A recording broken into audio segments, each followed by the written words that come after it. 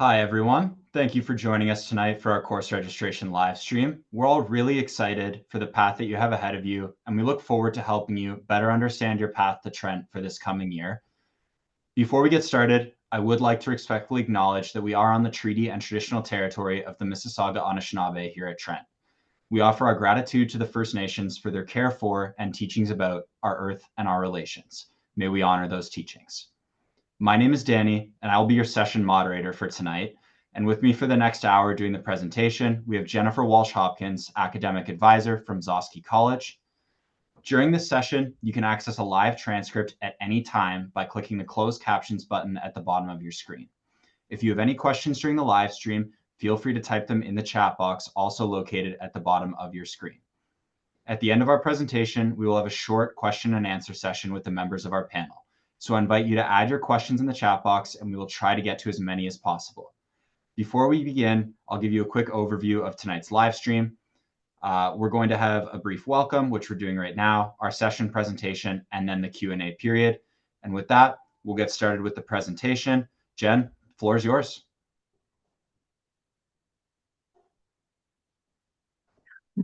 I hit my mute button and it wouldn't bring me back. Hi, everyone.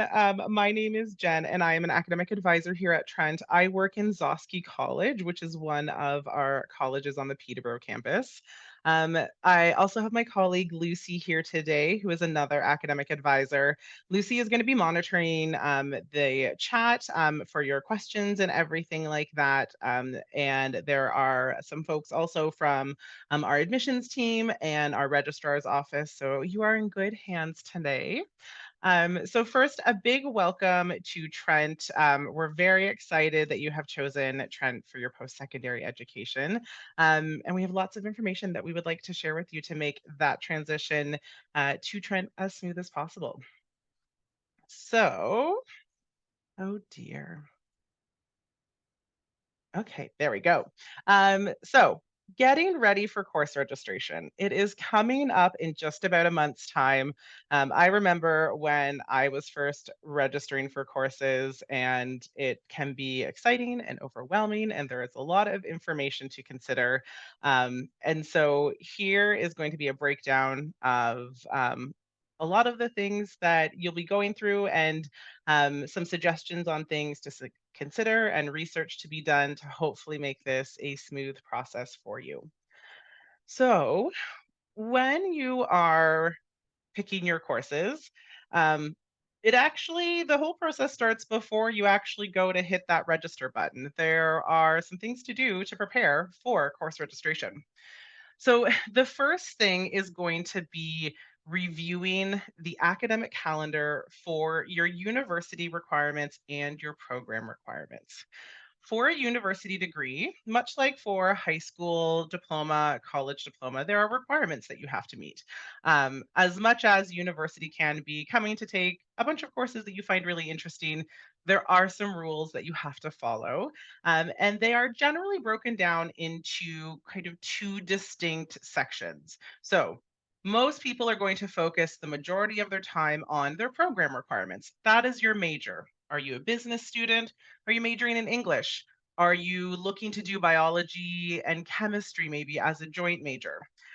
Those are going to be what we call your program requirements. In addition to that, there are also some generalized university requirements that you have to meet. And so it'll be important for you to keep kind of both in mind. Now, in your first year of study, getting an idea of what you need to take for your introductory courses for your degree, really important. Also, ensuring that you're maybe meeting some of those university requirements is a good thing to keep in mind. But as you go through your degree, you will want to make sure that you're meeting both program and university requirements generally. So, moving on to step 2 for consideration, accessing the academic timetable and planning your courses for both your fall and your winter semester. When course registration opens up in June, and for new students coming in with no transfer credits, that registration date is June 26th, and it opens at 8 a.m. So make sure you set your alarm if you don't have anything else planned for that day. You want to be up at 8 a.m. And You will plan both your fall and your winter, and you can register for both fall and winter in June. Some students maybe will make some changes or decide to wait a little bit, but I highly recommend planning and registering for both fall and winter all on your course registration day in June. And the academic timetable is a great source of information which will show that lays out all of your different options that you may have for your courses. Next, when you're planning your courses, you want to focus on a schedule that is going to work for you. Now, sometimes you won't have a lot of choice on when a course is offered, but when you do, try thinking about some of the aspects of how you like to balance your days, your weeks, all that fun stuff. And then next, like I said, set your alarm. You want to be up at least at 7:50 on June 26th to be ready to go to register in your courses. The MyTrent resources that you're going to access for course registration can be found on two different pages of your MyTrent. So when you log into MyTrent, in kind of the top right-hand corner, you're going to see a small horizontal menu where there are both the words register, or I call it the register tab, and the academics tab. So under the register tab, you will find links to things like the academic calendar, very important, the academic timetable, a great resource when planning course registration, and links to the course registration program. You will also find the link to the course registration program under the academics tab. In that tab, it is called self-service. That is the program name, the computer name for the program that we use. Also, under the register tab, you will find a link to registration instructions. And that actually leads you to the academic advising website where we have a written out list of kind of the step by step process that you want to take to register for your courses, as well as helpful links on what am I trying to say? Videos?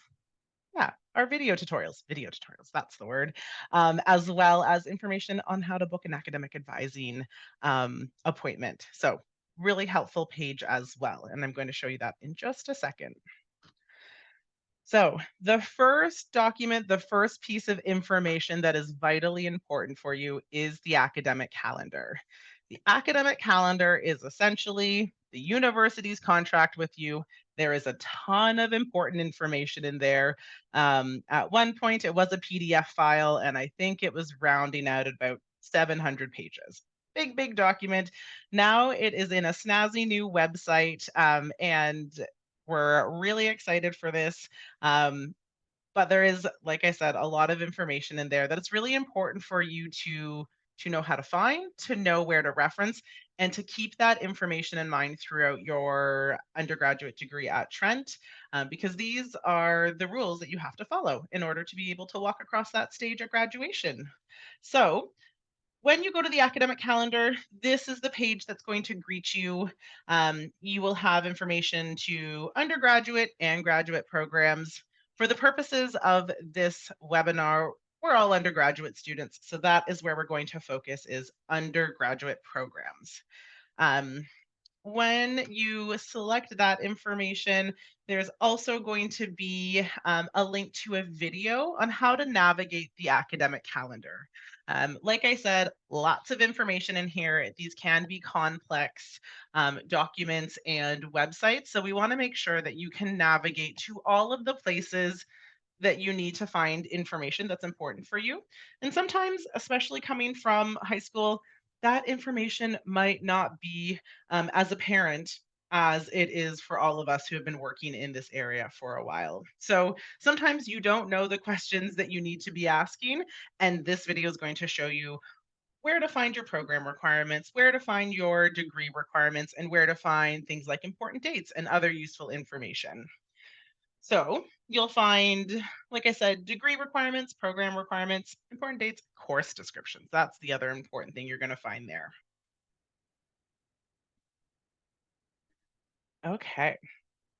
So I've said this already, but just to emphasize so you can kind of realize how important um, it is important that you keep in mind both your university requirements and your program requirements. So Students must satisfy both of these aspects, and you will find both of these in the academic calendar. The first bit that is important when coming into the university, um, these are some university requirements, not all of the university requirements that you will find here, but a list of them is first, there is a maximum of 7 credits at the 1000 level that you can use towards your degree. So we'll get into this a little bit more, but in your first year, most of you are probably going to take 5 credits, which actually breaks down to 5 half credit courses per semester. So, actually, probably 10 different classes to make up your 5 credit total. Most of you are going to be taking these at the 1000 level. So, that means at the end of your first year, you'll probably have 5 credits at the 1000 level. That means that you still have some space for some more 1000 level courses. But there is a limit. You cannot spend your whole 4, 5, 6 years here just taking 1000 level courses, although, mind you, I would like to at times. There's a lot of interesting courses out there, but there is a limit that can be counted towards your degree. Now, some of you may end up exceeding this 7 credit limit, which means that you'll just need to take more courses to offset that. But be aware that there is a limit of 7 credits at the 1000 level that can be counted towards your minimum degree requirement. There are also some specific requirements that apply directly to Bachelor of Science degrees. So that is a number of science credits that you have to take, as well as all science students must complete a math requirement. So that information can also be found under the university requirements. And all Trent students must complete zero point 0.5 credits. So that's a course, a semester long course from the approved Indigenous course list. So there are specific courses that are on this approved Indigenous course list that all students must complete by the end of their degree. It is a graduation requirement. Most students are probably going to take this in their first year, but not all. I certainly meet with lots of students who end up taking this in their third year or their fourth year. So it doesn't matter when you take it, you just need to. And it has to specifically come from the approved Indigenous course list. So not every Indigenous studies course is your Indigenous course requirement. So make sure that you're paying attention to that list. Now, this is a piece of information found in the academic calendar, and I just like to highlight it because getting a university degree is a big undertaking. It's probably for some of you one of your first big steps into independence, into being an adult. Now, as a fully fledged adult, sometimes I wish I could go back to like elementary school. Wouldn't it be nice? But here at university, it is your responsibility to ensure that you are meeting your requirements. As an academic advisor, Lucy and I are here to help you make sure that you're checking those boxes, getting everything you need, understanding all of the aspects that you need. But at the end of the day, this is your degree. It is yours to make of it what you will, and also yours to ensure that you are meeting all of your requirements. All of that information is readily accessible for you. Sometimes you may have questions about how to find it, what it means, but ensuring that you know what you need to do and how to do it is your responsibility. So use your resources, come visit us in academic advising, ask your professors, ask the folks that work in the departments of the programs or the courses that you're taking. We're all very happy to help, but make sure that you know that you're not always going to get a reminder of, hey, I think you've taken too many 1000 level courses, or I think you might actually have too many D grades. That kind of pop up isn't going to happen unless you come and ask us. Okay, into some of the meat and potatoes of all of this. So, understanding course codes. When you're taking courses at Trent, all of our courses have course codes so that we can identify them. Here's an example of one of our introductory psychology courses. This is Psychology 1020H. So you'll often hear folks saying we use the abbreviations often. So this is Psych 1020 or Psych 1020H. And every course code is going to start with 4 letters, which is the department code. Sometimes the department code makes sense, and sometimes you're like, I wonder what that one is. So for psychology, it is just the first four letters of psychology, psych. And then it's going to be followed by four digits numerically. So these four digits are the individual four numbers for that specific class. And the first letter of the digit or of the four digits indicates the level of the course. So there are 1,000 level courses, 2,000 level courses, 3,000 level courses, and 4,000 level courses. For most of you, especially if you're coming in with no transfer credits, your focus right now is just going to be on 1,000 level courses. And then finally, each course is ended with a letter as well. Most courses, but not all that you will come across in your 1,000 level courses, it's going to end with an H, which stands for half credit. So that has a zero 0.5 credit value. So like I said in the beginning, you're going to take likely 5 credits in your first year, and that's probably going to equal 10 individual courses, 5 courses per semester. There are some courses that end in a Y, which stands for year long, and that is a full credit course. So that course has a value of 1.0 credits. Um, in your first year, one of the only ones or the only one is probably History 1500, which is 10 days that shook the world, and that is a full year course. So it runs over both fall and winter. All right. When selecting your courses, and this is one of the pages on the academic advising website where you go for those registration instructions. We actually have a first year courses by major suggestion page. So if you're wondering, what do I have to take for my first year courses? We have that all lined out for you. It is all information taken from the academic calendar. So the academic calendar should always be your source material, but we have kind of a nice little way to make sure that you're getting everything. So when you're deciding on what to take in your first year, the first thing you want to make sure is that you're taking the introductory courses or the 1,000 level courses for the program that you're majoring in, the programs that you're considering majoring in, the introductory courses for a program that sounds interesting, but you don't really know what it's about. Why not take the introductory courses? So you will find a nice summarized list of first year courses by or for each major. You will also find resources in the course catalog when you look in self-service, which is um, our course registration program, as well as the academic timetable. Great thing about the academic timetable is that it lets you sort by year levels. So you can just look at all the 1,000 level courses for a particular major if that's something that you want to look at as well, which I often do. Okay, so an example of what you'll find on the first year course suggestions by major page. For example, sticking with psychology, the two introductory courses for psychology are Psychology 1020 and 1030. So, any student who is majoring or joint majoring in psychology or thinking, maybe I want to major in psychology, but I don't know, take the 1020 and 1030. Those are your introductory courses. And those are also your prerequisites leading into the 2,000 level courses. So that would be your gateway to be able to move on in a psychology degree if that was something that you wanted to do. We'd just like to note that, say, for example, if you're interested in psychology, because it is one of the largest programs at Trent and at most universities, if you are doing a single major science degree in psychology, there are your two statistics courses in the second year meet your math requirement for the science degree because every science degree requires math.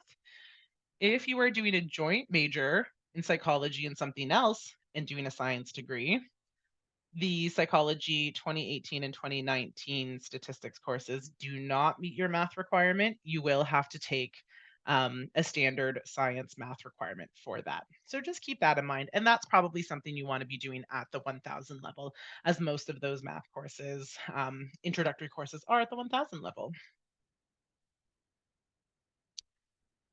Here, I'd also like to talk about You are going to take a variety of courses in your first year. Some programs have more 1000 level requirements than others, and some 1000 level requirements are specific and some are more broad. For example, English and history, it states that you have to take 1 credit in English or 1 credit in history at the 1000 level.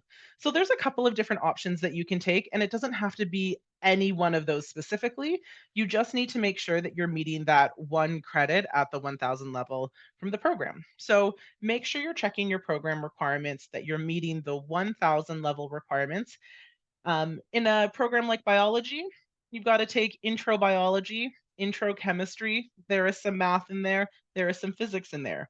So a major in biology has a lot more requirements than, say, or at the 1000 level than, say, a major in history does. So you want to make sure that you're covering off all of the 1000 level. And then once you've done that for your major, your joint majors, or things that you might be interested in, then you get to fill out the rest of your semester and your schedule with maybe some courses that sound interesting, leading to majors that sound interesting, but you get some choice in there.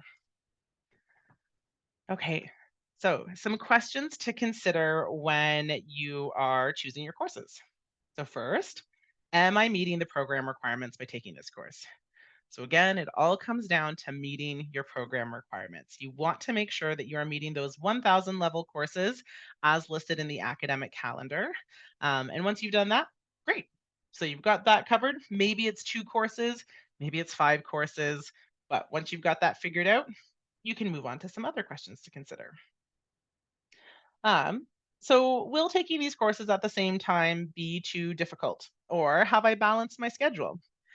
We're all different. We all have different strengths. We all have different ways that we like to organize our time. And so for some people, getting their maths done, say, in 1 semester or as much as possible, that is going to be the way to go. Math is, relatively easy for them. They can handle it, that type of thing. For myself, I would like to take my maths spread as far apart as possible because math is not my strong suit. So you want to consider who you are, how you are as a student, and if there is some flexibility that you could take this course on a particular day or on another day. Or could you take this course this semester or next semester? Um, Kind of ask yourself how do you think that balance would work for you, and you can start choosing your courses accordingly when there is some space. Some courses are only offered in 1 semester. For some courses you have to take the 1 course in the fall to be able to take the second course in the winter, so there's going to be times where there is less flexibility, but where there is some flexibility, ask yourself what that balance looks like for you. You also want to start thinking, are there courses in other disciplines that interest me? One of my favorite things to talk about with students when I meet with them in academic advising appointments of, what do you like? What are you interested in? Beyond your major, what are you interested in? What are you thinking of doing for work? And then we talk about all of the different types of courses that they may want to consider. And sometimes it may be something completely out of the realm of what you're focusing in on. So sometimes, I meet with physics students or math students that are also taking human rights courses or gender and social justice courses because they have, an interest in that area, or it just seemed like a good course and they want to learn more about it.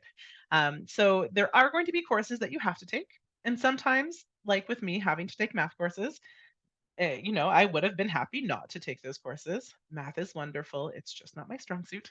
Um, and so sometimes there's going to be courses you have to take that you're like, okay, great. Don't have a choice. I'm going to take this course.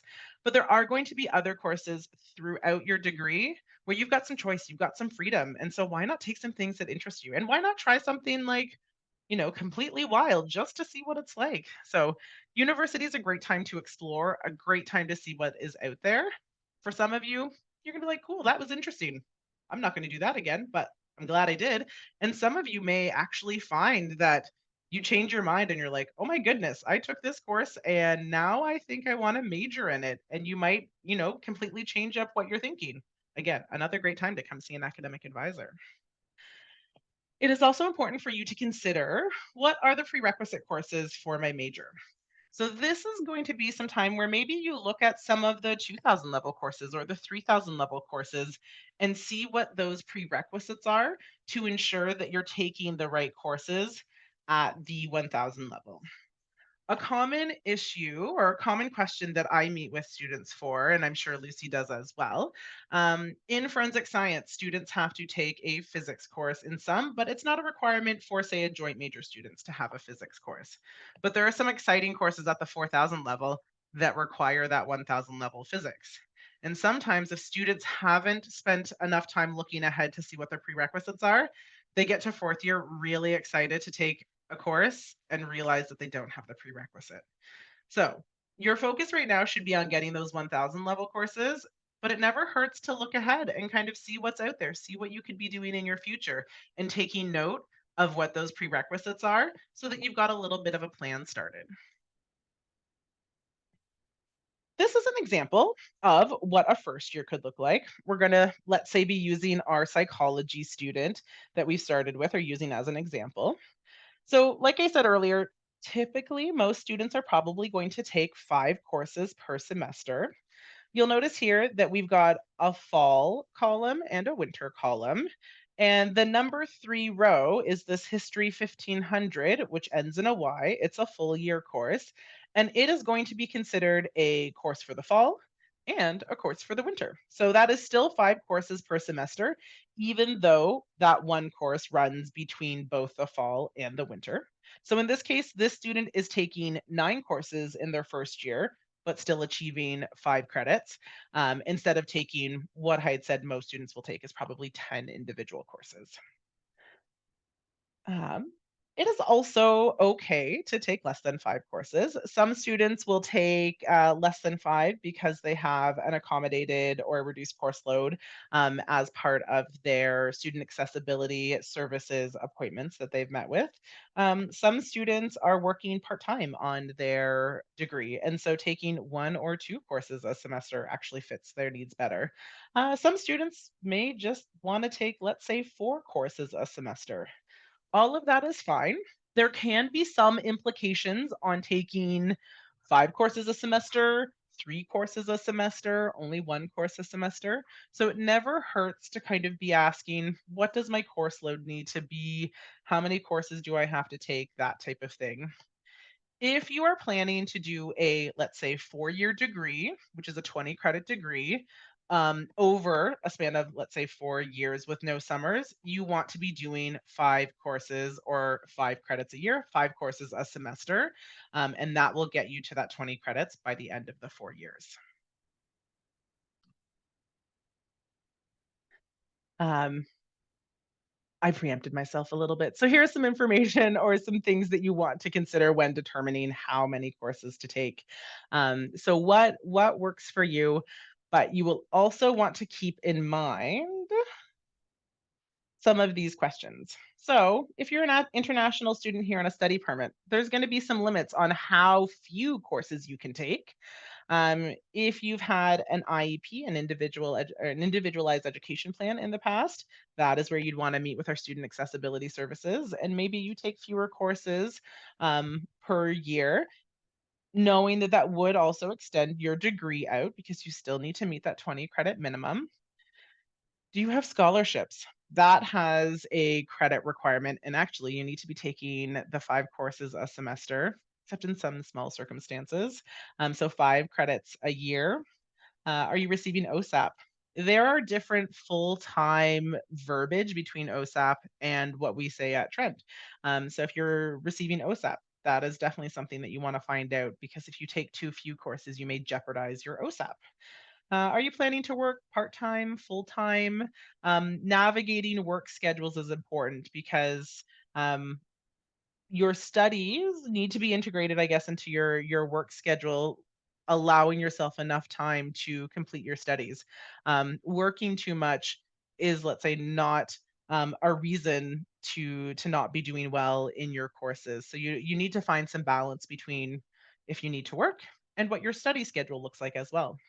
Are you playing a varsity sport? Most varsity athletes will have credit limits or credit minimums that they need to meet, especially during their semester where their sport plays. Some that's fall, some that's winter. Do you have other responsibilities outside of school or employment? Do you have to volunteer? Do you have responsibilities at home to take care of parents or siblings or kids? Um, and how will a course load impact your tuition and fees? So, your fees and your tuition are going to be based on your course load, and sometimes will not change if you take, let's say, 5 courses or 4 courses in a semester, but could change drastically, say, if you take 5 courses in a semester or 2 courses in a semester. So, considering your fees is also an important aspect of considering how many courses to take in a semester and a year. Okay, for our transfer credit students, if you have transfer credits, I'm sure many of you already have a good outline of what your transfer credits are. You can find your transfer credits on your the academics page, and the admissions heading. You'll see the little transfer credit icon, and this is all found in your My Trent portal. So that little menu, horizontal menu in the top right hand corner, click on academics, and you'll find this. If you have questions about your transfer credits, and the questions are, I don't think I have my transfer credits. I didn't get what I was expecting. I think I need to send you syllabi for the courses I took at college or another university, that type of thing. That is where you'd want to connect back with our admissions team about your transfer credits. If you have transfer credit questions and they are, I have a bunch of transfer credits, I have no idea how I use them, what they mean, that type of thing, that is where an academic advisor can be helpful. Transfer credits can come over as specific courses. So let's say many students often get Psych 1020 as a transfer credit. So that means you have that credit now. If you decide to take that course again, that's great. You don't get credit for it again, but you could take it at Trent. Or you could move on if Psych 1020 is a prerequisite for something else, and so you don't need to take that course again. Sometimes transfer credits will come over as unassigned year one arts or unassigned year two science or unassigned year three business administration. Those are more broad and are still usable, still go towards your overall credit count, but aren't specific courses. So they wouldn't meet, like if a course then said Psych 1020, that's not what you have, then it doesn't meet that. But if you just needed, say, 3 credits to take a 2000 level course, maybe you have 3 unassigned transfer credits and you can move into that course. Okay, electives. Electives are a funny word because they mean something very specific at Trent. And sometimes I find students who are new to Trent coming into Trent get really frustrated with me when I try to explain what electives are. And an elective at Trent is anything that isn't meeting a specific program requirement. So, if you are a psychology student, you are going to have your list of psychology requirements, those 2 1000 level courses. So, Psych 1020 and 1030. And let's say you take then 4 credits or 8 other courses that are non psych, but all at the 1000 level. Those are all elective courses. And those could be maybe the required introductory courses for a sociology major or for a biology major. And so your electives may be other people's required courses and vice versa. There isn't a page that is a list of all of the Trent elective courses. So your electives are simply a course that does not meet your specific program requirements. And you might find yourself throughout the course of your degree actually taking elective courses, maybe from your major. So if you take a bunch of psychology courses at the 2000 level, invariably you've probably taken some electives that just so happen to come from psychology, even though you're a psychology major. So generally speaking, an elective is something most likely outside of your major, but really something that isn't meeting a specific program requirement.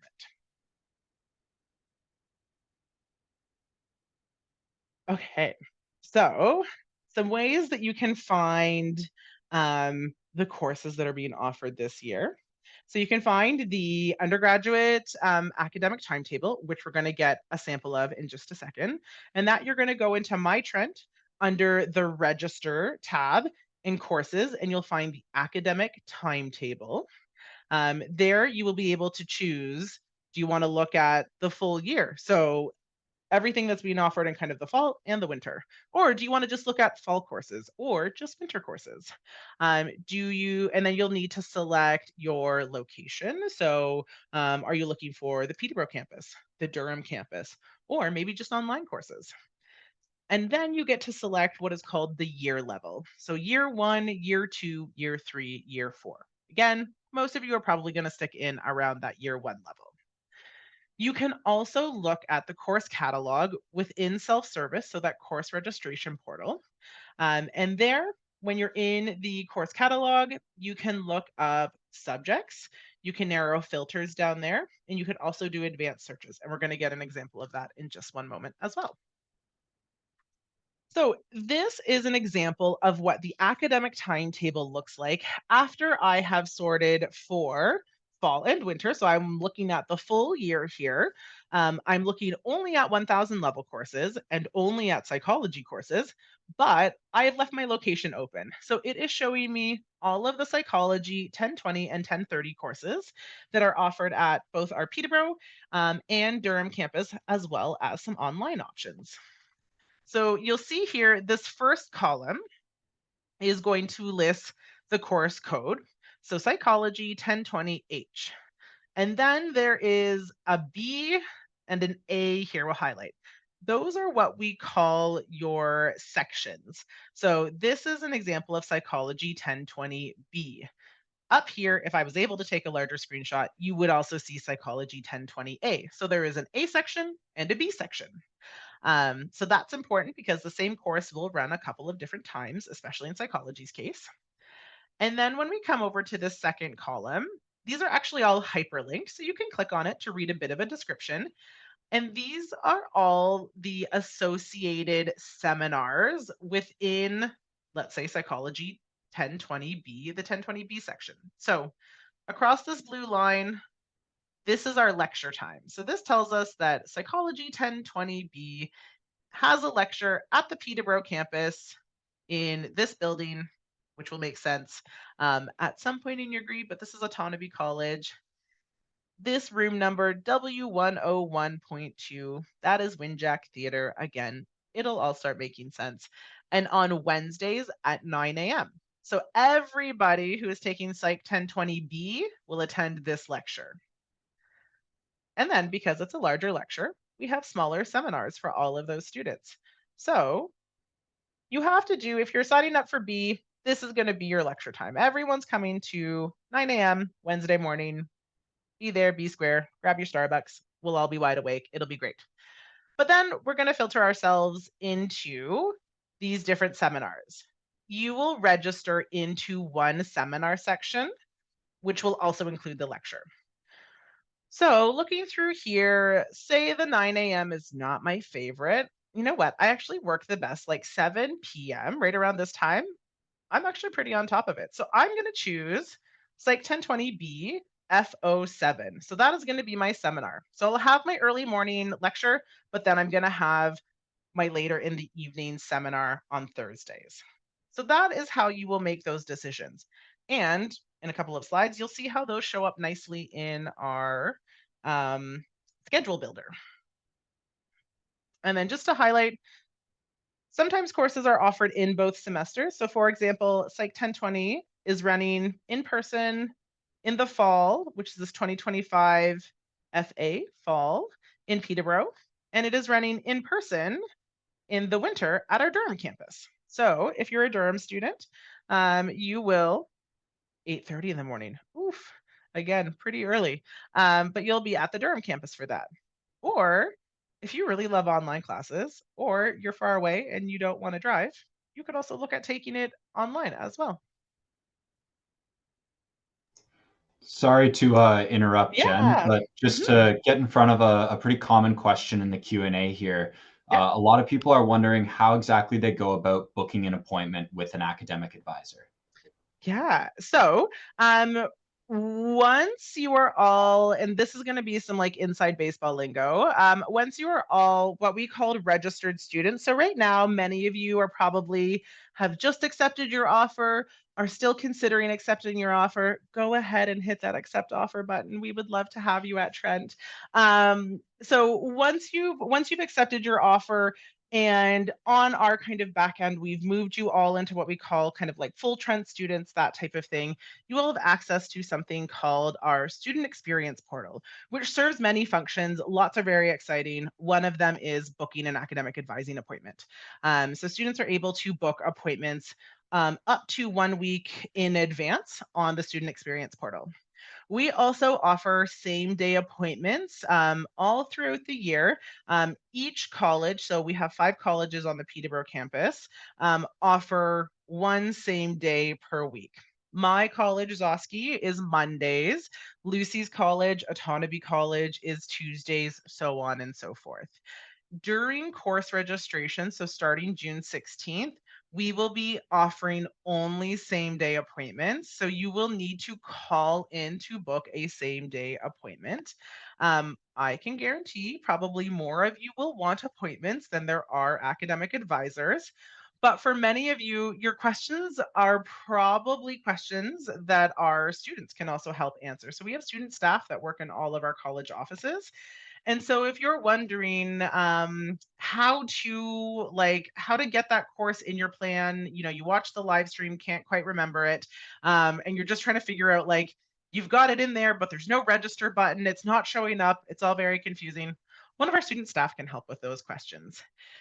If you have a question like, um, I'm trying to think. Lucy, my brain has failed me. It's like a why question or a should question.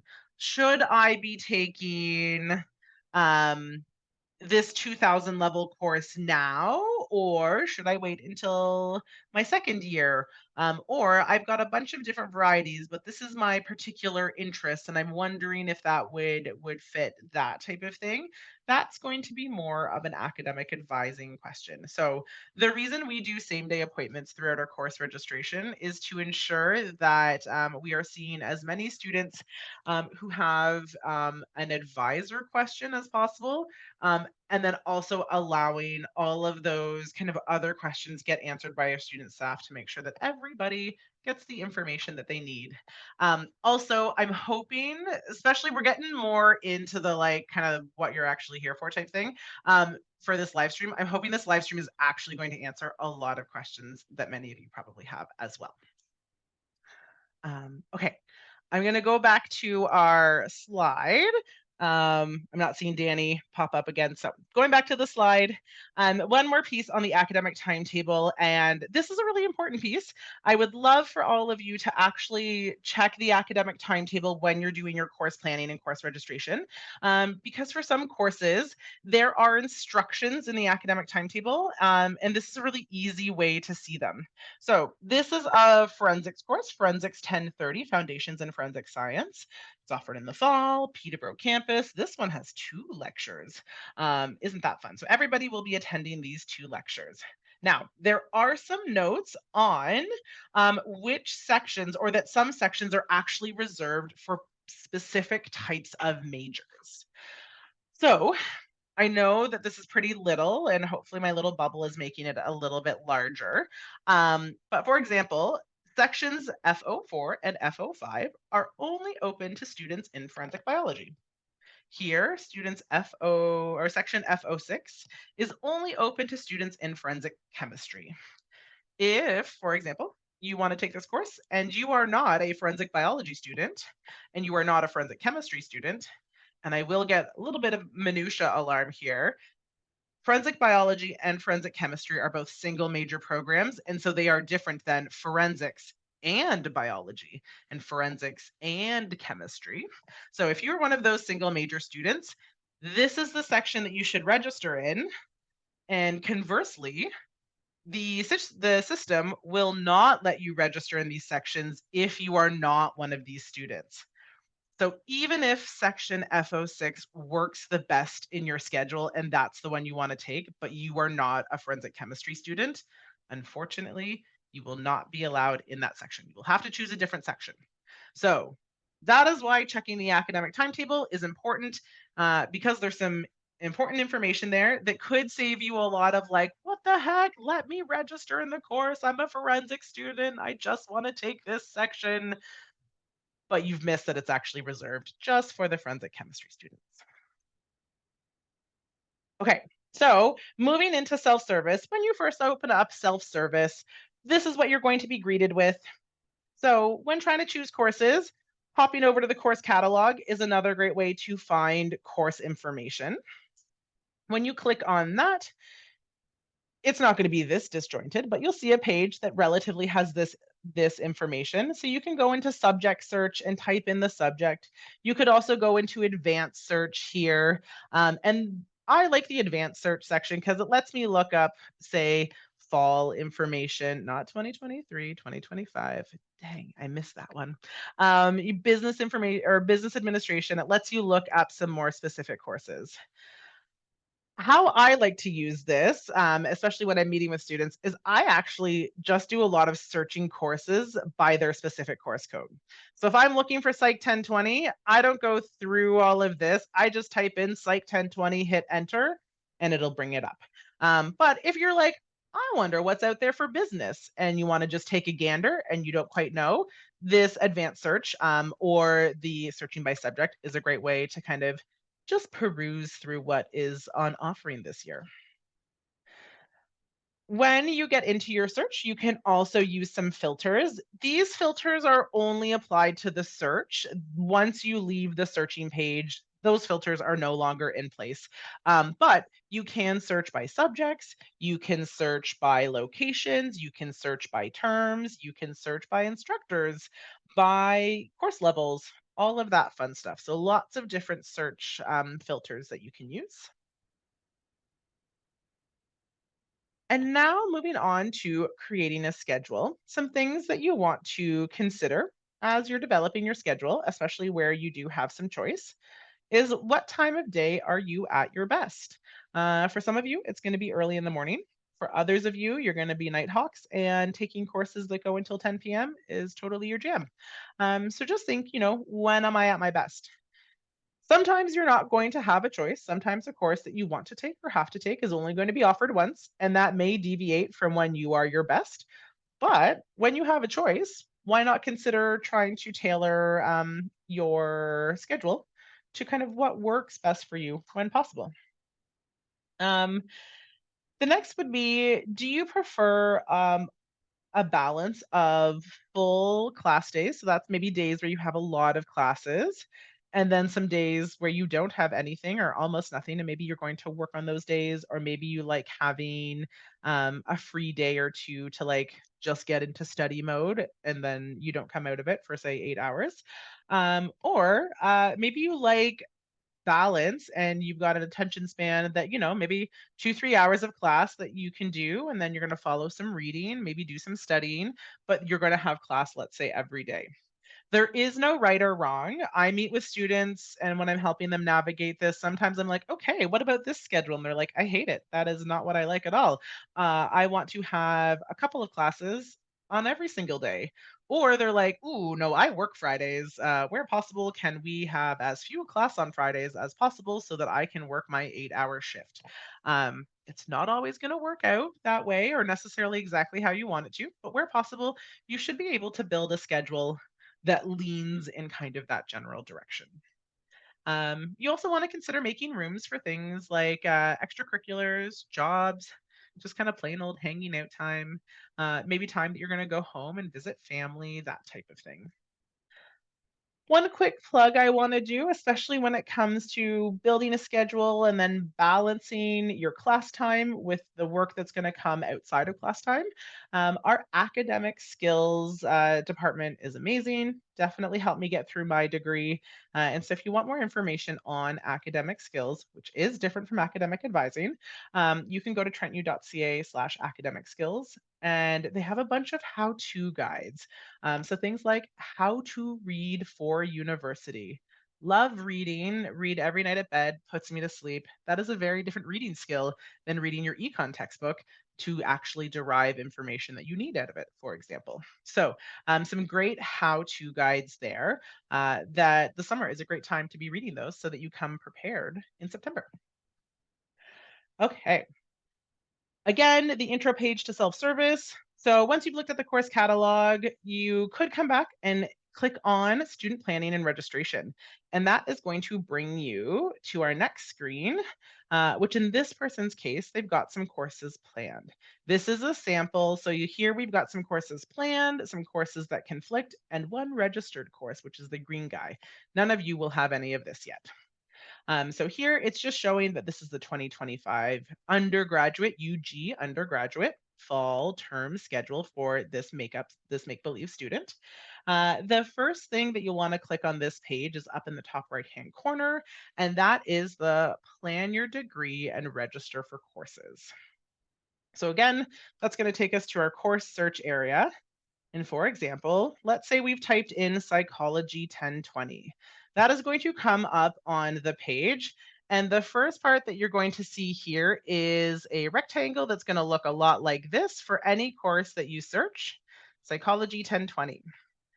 What we're looking for is this view available sections for Psychology 1020. When you click on that, it's going to come up with all of those sections that you saw in the timetable. And from there, you can pick one, the one that you like, or maybe even just one to get it into your schedule so you can see how it interacts with everything else. So you're going to hit this add section to schedule. I have this add course to plan highlighted here because it is a common, I'm going to call it a mistake. Nothing's a mistake. It makes sense to add that because you do want to add the course to your plan. But it is a common mistake, error, that type of thing. When you're trying to plan your actual schedule, to just go straight to the add course to plan, click that, throw it in a semester, and go from there.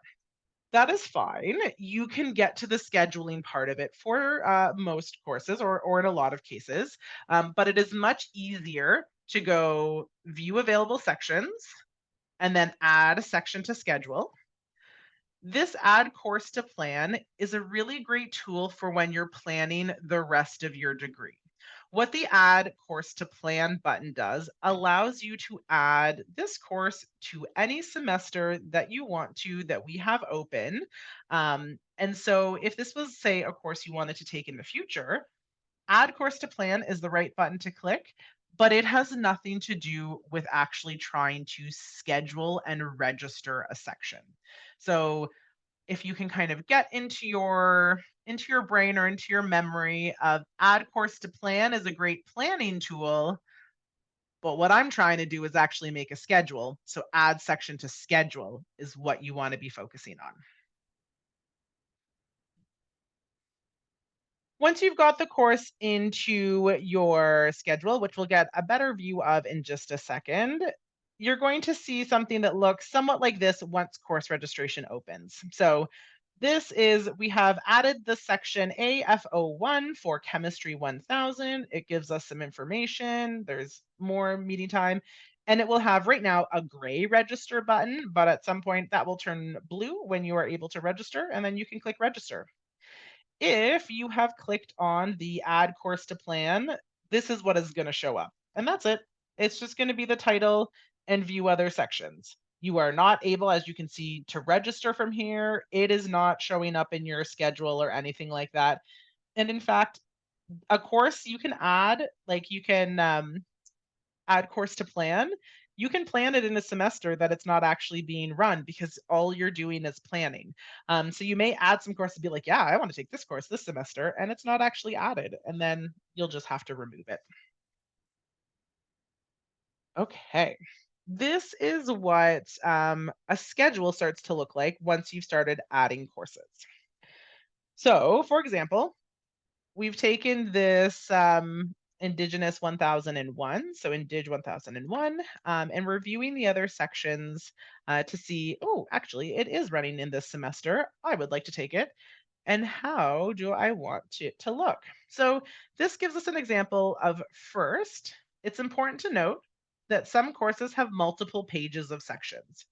For example, Indigenous 1001 has 6 different pages of sections. So if we were to click over, we would get a whole bunch of different offerings here, and maybe over here, and then maybe over here. So you'll see that the things move as you click over. So just because, let's say, this page doesn't work for you, see what page 2 of 6 does, page 3 of 6. And then when we're coming over here, make sure you're paying attention to the section. So AFO1, AFO2, and then you'll see the corresponding AFO1 or AFO2, AFO2 over here. So as you can see, again, everybody attends the lecture. So this is the lecture here on the Wednesday at 1 p.m. And then the different seminars are floating at different times between the Tuesday and the Wednesday. You are going to start building your schedule based on this information. So you'll start adding courses and you're like, okay, that's going well. Add something else. Oh, that's going well. Add something else. And then you might run into a conflict. And then you've got to start saying like, okay, well, what can move? Can anything move? And you'll build your section that way. I also want to highlight that when you are looking at the other sections, it will incorporate both Durham and Peterborough and online. So it's important that if you're changing sections in this view, you are paying attention to the location. Our system will let you register in Durham courses, even though you're a Peterborough student. It will allow you to register in Peterborough courses, even though you're a Durham student. It will allow you to register in online courses, even though you're a Peterborough or a Durham student. So you have those options. You can take courses at the other campus, online, anything like that. It is possible. So that's why our system lets you do it. So that's why it's important that you just pay attention like, do I want to take this course in Durham or no? Do I want to be taking it in Peterborough? So make sure you're paying attention to that component.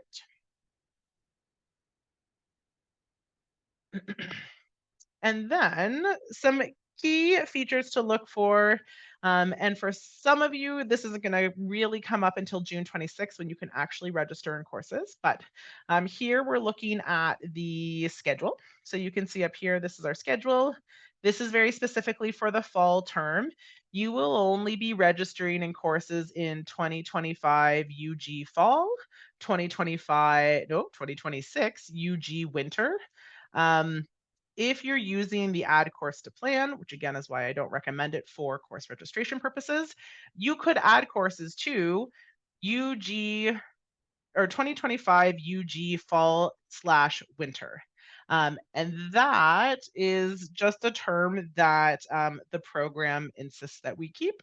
But we don't actually register for courses there. So you will register in fall courses and in winter courses.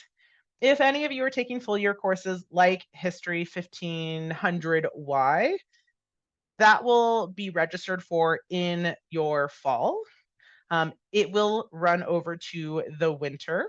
It just won't show up there in like a weird little way. So you register for it in the fall semester, even though it's a full year course. There's also some great features here where you can add this to your iCalendar. You could print it as well. When you have successfully registered for a course, you will see this green check, registered but not started, and you will have a drop button. You have not successfully registered for a course when you see the check mark planned and this kind of beigey color.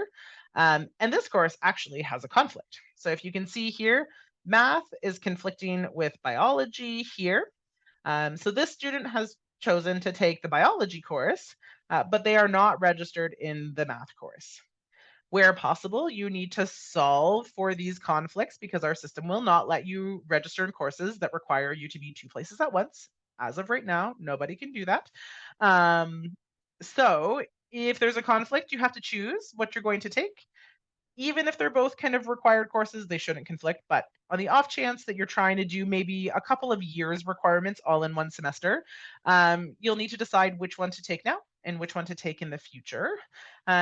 And if you have kind of further issues like that, contacting the department or academic advising, we can kind of help walk you through those situations. But where possible, you need to solve for the conflict, even if that means you're taking on a course on a day where you're not like jazzed about it. I like to think that I have lots of power at this university, but I do not have the power to get you into a course that is filled or that conflicts with something else.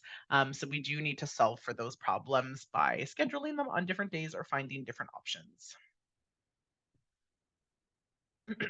Okay, so for many of you, this is going to be the goal. Before June 26th is a whole bunch of this beige color that says nice and planned, registered. There's no red conflicts, and everything looks kind of tickety boo, or at least as good as it's going to look right now. For some of these, you're not going to really have a choice. This biology lecture is going to be at 8 a.m. for everybody type thing. So this is a really good view of kind of what you want to see. And then I just realized the slide that we have missing. So when it comes time to register, up just above here, so just above in like the top right hand corner, there's going to be a register for all button. If you click that, that will register you for all of the courses you're able to register into from this semester. If you had things that conflicted or there were courses that were full, it would not register you into those, but it would tell you that. Or you can individually click register, register, register, and then you need to go to the winter semester and register in the winter semester courses. So if you're hitting the register for all, that's just for that term.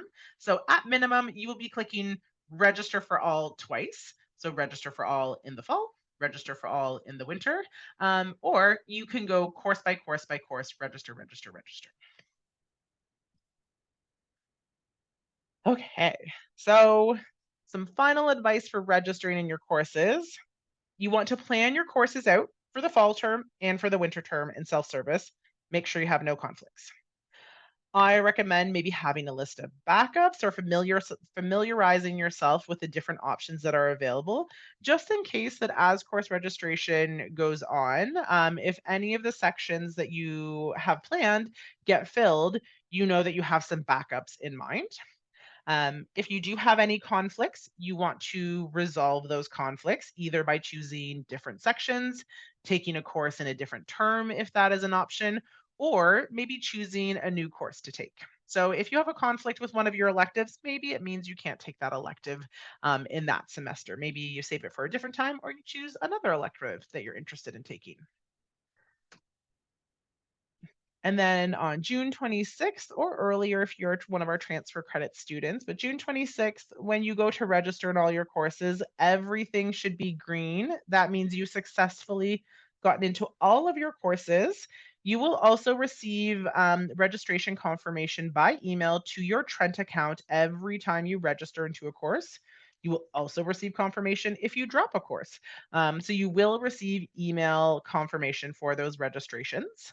Um, and seeing green is good. If you see yellow, that means you're not registered in that course. If you see red, that means that there's a conflict or the class is full, the section is full, but you likely that you have to make changes.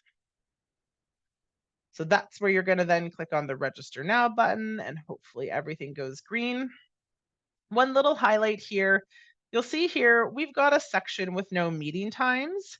This person is taking biology 1030 online, and it is somewhat asynchronous, so there is no meeting time on a week-to-week basis. So you can follow along your online asynchronous courses at any time that you want to, but you will have weekly deliverables. So it's not completely asynchronous that you can just forget about it for a week or two. That's going to start putting you behind. But in terms of a day by day schedule, if this is something that you want to do at 3 in the morning, have at her. 3 in the afternoon, go for it. You get to decide kind of when you work on it.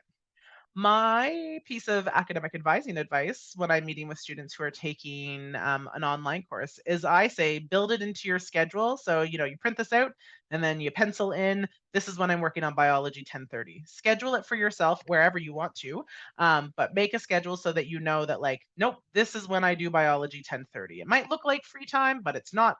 That is when I'm doing biology 1030. That is what I would do. Would be what would keep me on track. Okay. So, like I said, June 26th at 8 a.m. is when course registration opens up for all new students coming in with no transfer credits. If you are coming in with transfer credits, you can check out our priority registration schedule, which I think may be getting linked to in the chat at some point. But it is also available via link on the academic timetable. So we do open up our registration on a per credit basis, opening it up for students who have the most credits first, as they are the closest to graduation. And so it is the most important that they are getting the courses they need. And then it opens up down to our new students coming in with no courses on June 26th at 8 a.m. And as you can imagine, we're a population, I think, of about 10,000 students now. Sometimes it could be a lot of people going onto our website all at one time. So we have this handy dandy little thing called Crowd Handler. It's very similar, although I think it works better than what you might get at Ticketmaster when you're trying to get tickets for a concert. But it puts you into a queuing position. So if the website gets busy, as I'm sure it will on June 26th at 8 a.m., you will find yourself in this crown handler queuing system. Just chill out in the queue. What this does is it ensures that our website doesn't crash because we have 5,000 people trying to get on it at once. And it ensures that everybody is able to get promptly kind of registered into their courses, but it does only let in a certain amount of people per time. So as people get in and as they leave, new people will be allowed in and that type of thing. So if you do get put into this crowd handler queuing position, hold tight. Just make sure that you're there, and it will let you into the website when it is your turn next, and then you'll be able to go from there. Here you will also see we have the advising phone line here. So the Trent phone number is 705-748-1011, and the direct extension to academic advising is extension 7333. Some important dates that we wanted to let you all know about. You can be making changes to your fall term up until September 18th. So get registered on June 26th. But maybe you're going to make some changes. Maybe you realize that, oops, you needed to take a math course in fall semester and you don't have that. You can be making and adding, so registering into courses up until September 18th. The final date to withdraw from courses and have them not appear on your transcript is November 4th, 2025. I'm just going to back up. September 18th is a refund date. So if you needed or wanted a refund, then you would need to be dropping your courses by that point. And then the important dates for 2026 are January 21st for adding courses and March 10th for dropping courses. And you can find these important dates and many other important dates on the academic dates and deadlines in the academic calendar. This is a really important page. We get this question a lot of when can I do things? And that you will find here on the academic calendar. So review those, and that gives you all the information. All that is updated now. So do you want to know when your reading breaks are? It's there. Do you want to know when your exam times are? It's there. So you can be doing some planning already. I will give you one caveat. It is really important that you don't book any travel during the exam period, even if your exams end earlier than, say, the last date of exams, because if there's a snowstorm and your exam gets canceled, it gets put to the end. And you all of a sudden, if you're flying home to BC before the end of exams, you may miss your exam. So don't book any travel during the exam time. Okay. Resources for course selection on the advising page. So trentu.ca/advising. We've got step-by-step instructions, video tutorials. And then finally, our last slide. If you have questions, this is how to contact academic advising at the Peterborough campus, academic advising at the Durham campus, and our international student academic advising, where they have additional training in immigration things, all the fun things like that for our international students. Okay. So I am done, Danny. Happy to answer questions. Maybe I've answered some already.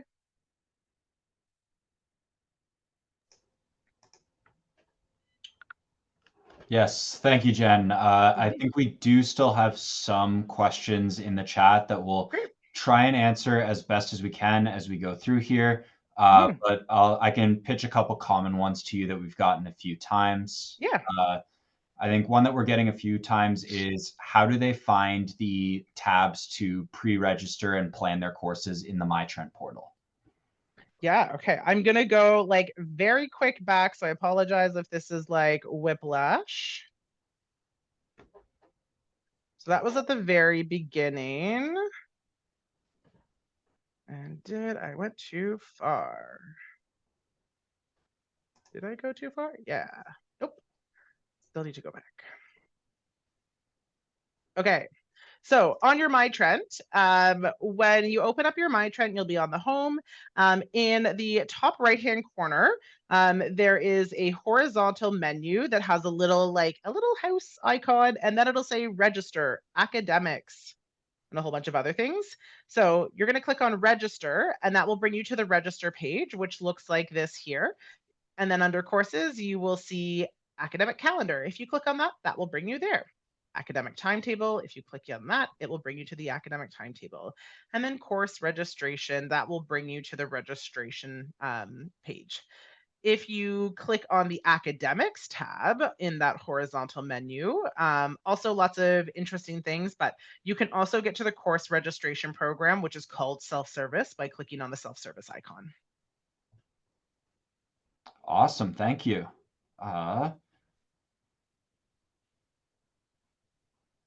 Not seeing any other recurring questions here.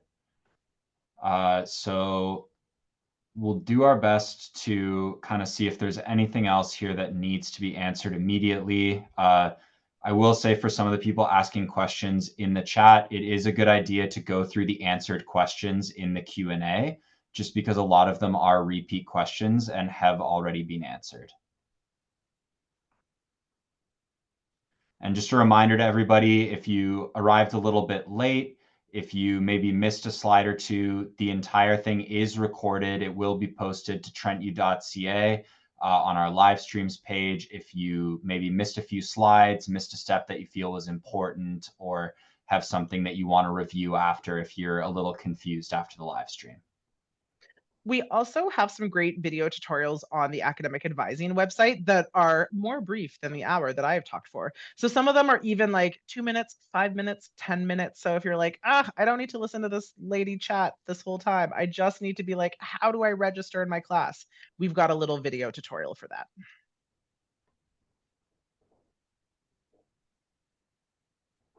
Awesome. Well, we're trying to answer as many questions as we can here, folks, but we are past our scheduled end time of 8 o'clock. So we're not going to go too much longer here. What I will say is that the academic advising contact was in the presentation as well.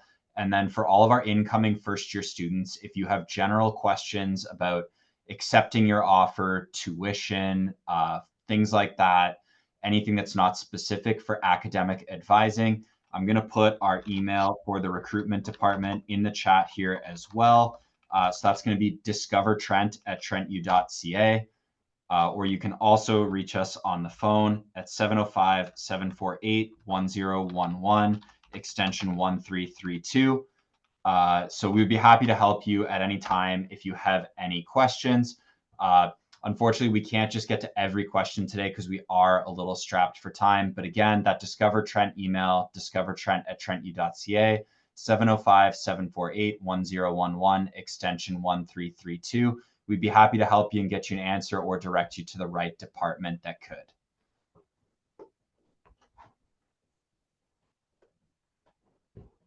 All right, I think we are going to cut it off here. It's about Okay. 8:15. So again, if your question wasn't quite answered in the chat, I do apologize. We had over 500 students in the webinar. It was a little tough to get to everything. And if you had a question that you didn't get answered, that Discover Trent email, again, we would be more than happy to help. But thank you everyone for coming. Hopefully you have a good day. And again, reach out if you have any questions that we were unable to answer.